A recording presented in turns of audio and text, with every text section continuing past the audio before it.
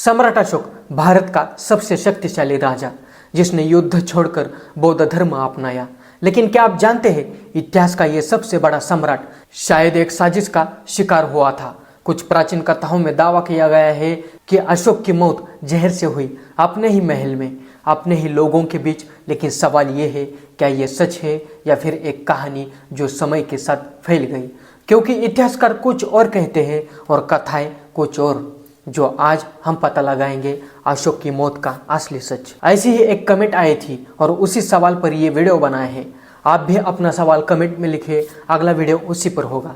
सम्राट अशोक की मृत्यु को लेकर इतिहास में दो अलग अलग धाराएं मिलती है। पहली धारा आती है प्राचीन बौद्ध ग्रंथों से, जैसे अशोकावदान, जो लगभग दूसरी सदी ईस्वी में लिखा गया और इसे संस्कृत बौद्ध साहित्य का हिस्सा माना जाता है। इस ग्रंथ में अशोक के अंतिम समय का वर्णन मिलता है, जहां उनके महल में आंतरिक संघर्ष और साजिश की बात की गई है। इसी में एक नाम सामने आता है, तिष्य रक्षिता, जो अशोका की रानी बताई जाती है। कुछ कथाओं के अनुसार राजमहल के भीतर शक्ति संघर्ष चल रहा था और इसी दौरान अशोक को जहर देने की कहानी सामने आती है। लेकिन ध्यान देने वाली बात यह है कि यह जानकारी किसी समकालीन शिलालेख या अभिलेख से नहीं मिलती। अब दूसरी धारा देखते हैं, जो आधुनिक इतिहासकारों की है। इतिहासकार मानते हैं कि अशोक की मृत्यु लगभग 232 ईसा पूर्व में हुई, लेकिन इस बात का कोई प्रत्यक्ष प्रमाण नहीं मिलता कि उनकी मृत्यु हुई थी या जहर दिया गया था। अशोक के अपने शिलालेख, जिन्हें हम रॉक एडिक्ट्स और पिलर एडिक्ट्स कहते हैं, उनमें उनकी मृत्यु किसी साजिश का कोई उल्लेख नहीं मिलता। पुरातात्विक प्रमाण भी इस बात की पुष्टि नहीं करते कि उनकी मौत असामान्य थी। यानी एक तरफ बौद्ध ग्रंथ की कथाएं हैं और दूसरी तरफ इतिहासकारों का प्रमाण आधारित अध्ययन, और यही से शुरू होता है सबसे बड़ा टकराव कहानी और इतिहास के बीच की। सम्राट अशोक की मृत्यु का वर्ष अधिकांश इतिहासकार 232 ईसा पूर्व मानते हैं। यह अनुमान मिलता है श्रीलंकाई ग्रंथ दीपवंश और महावंश से, जो 4वीं-5वीं सदी ईस्वी में लिखे गए थे। इन ग्रंथों में मौर्य वंश की टाइमलाइन दी गई है, जिसके आधार पर इतिहासकारों ने अशोक की मृत्यु का समय तय किया। अब सबसे महत्वपूर्ण स्रोत क्या है? अशोक के सामने शिलालेख जैसे major rock edicts, pillar edicts, ये 3री सदी ईसा पूर्व के समकालीन प्रमाण है।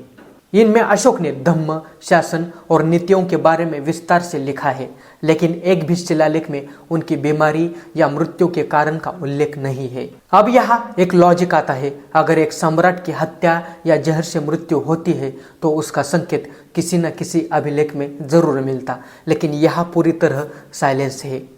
अब दूसरी तरफ देखें अशोकावदान, जो 2री सदी ईस्वी में लिखा गया, यानी अशोक की मृत्यु के लगभग 400 साल बाद। इस ग्रंथ में अशोक के जीवन की कई कहानियां मिलती हैं, जिनमें चमत्कार, नैतिक शिक्षा और नाटकीय घटनाएं शामिल है। इसी ग्रंथ में तिष्य रक्षिता का उल्लेख आता है और यही से जहर वाली कहानी निकलती है। लेकिन समस्या क्या है?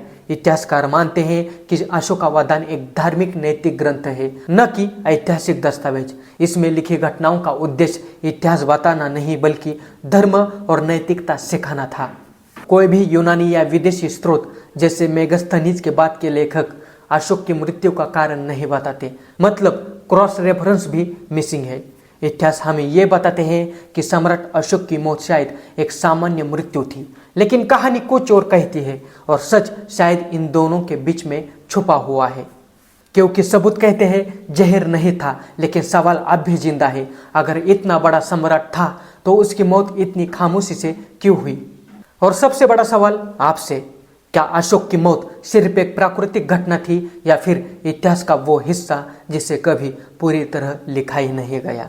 वीडियो कैसा लगा कमेंट में ज़रूर बताना। चैनल को अभी तक सब्सक्राइब नहीं किया है तो ज़रूर सब्सक्राइब करें। इस वीडियो को लाइक करें, शेयर करें और ज़्यादा से ज़्यादा लोगों तक पहुँचाएं। चलो मिलते हैं अगले वीडियो में। नमो बुद्धाय, जय भीम, जय भारत।